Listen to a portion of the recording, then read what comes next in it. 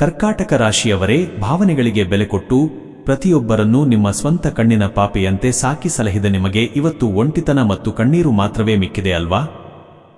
ಎಲ್ಲರ ಮುರಿದು ಹೋದ ಬದುಕನ್ನು ಜೋಡಿಸಲು ಹೋಗುವ ನೀವು ಇವತ್ತು ನಿಮ್ಮದೇ ಒಡೆದ ಮನಸ್ಸಿನ ಚೂರುಗಳನ್ನು ಹಿಡಿದು ಯಾರೂ ಇಲ್ಲದ ಕತ್ತಲಲ್ಲಿ ಕಣ್ಣೀರು ಹಾಕುತ್ತಿದ್ದೀರಿ. ಹೊರಗಡೆ ಜಗತ್ತಿನ ಮುಂದೆ ನಾನಿದ್ದೇನೆ, ನನಗೇನೂ ಆಗಿಲ್ಲ ಎಂದು ಧೈರ್ಯದ ಮುಖವಾಡ ಧರಿಸಿ ಅಲೆಯುತ್ತಿದ್ದರೂ ನಿಮ್ಮ ಎದೆಯೊಳಗಿನ ಆ ಭಾರ ಮತ್ತು ನರಕಯಾತನೆ ಆ ದೇವರಿಗಷ್ಟೇ ಗೊತ್ತು. ನಿಮ್ಮ ಬದುಕಿನ ಈ ಕಡುಕಹಿ ಸತ್ಯವನ್ನು ನಾವಿಂದು ಬಿಚ್ಚಿಡೋಣ.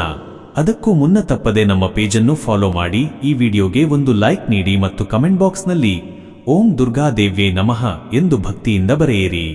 ಸದ್ಯ ನಿಮ್ಮ ಪರಿಸ್ಥಿತಿ ಯಾವ ಹಂತಕ್ಕೆ ಬಂದು ನಿಂತಿದೆ ಎಂದರೆ, ನಿಮ್ಮ ಅತಿಯಾದ ದಯಾಗುಣ ಮತ್ತು ಮೃದು ಸ್ವಭಾವವೇ ಇವತ್ತು ನಿಮ್ಮ ಬದುಕಿಗೆ ದೊಡ್ಡ ಶಾಪವಾಗಿ ಪರಿಣಮಿಸಿದೆ.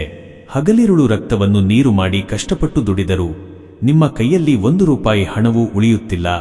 ಬಂದ ಹಣ ಕಣ್ಣಿಗೆ ಕಾಣದಂತೆ ಖರ್ಚಾಗಿ ಹೋಗುತ್ತಿದೆ.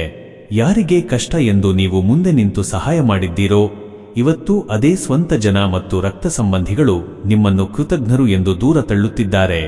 ವೃತ್ತಿರಂಗದಲ್ಲಿ ಮತ್ತು ಉದ್ಯೋಗದಲ್ಲಿ ನೀವು ಎಷ್ಟೇ ಪ್ರಾಮಾಣಿಕವಾಗಿ ಕಷ್ಟಪಟ್ಟರೂ ಅದಕ್ಕೆ ತಕ್ಕ ಪ್ರತಿಫಲ ಮತ್ತು ಮನ್ನಣೆ ಸಿಗುತ್ತಿಲ್ಲ. ಕೊನೆ ಕ್ಷಣದಲ್ಲಿ ನಿಮ್ಮ ಕೈ ಸೇರಬೇಕಾದ ಯಶಸ್ಸು ಬೇರೆಯವರ ಪಾಲಾಗುತ್ತಿದೆ. ಯಾರನ್ನೂ ನಂಬಿ ಸಾಲ ಕೊಟ್ಟ ಹಣ ವಾಪಸ್ ಬಾರದೆ ಇವತ್ತು ನೀವೇ ಸಾಲದ ಸುಳಿಗೆ ಸಿಲುಕಿ ದಾರಿ ಕಾಣದೆ ಒದ್ದಾಡುವಂತಾಗಿದೆ.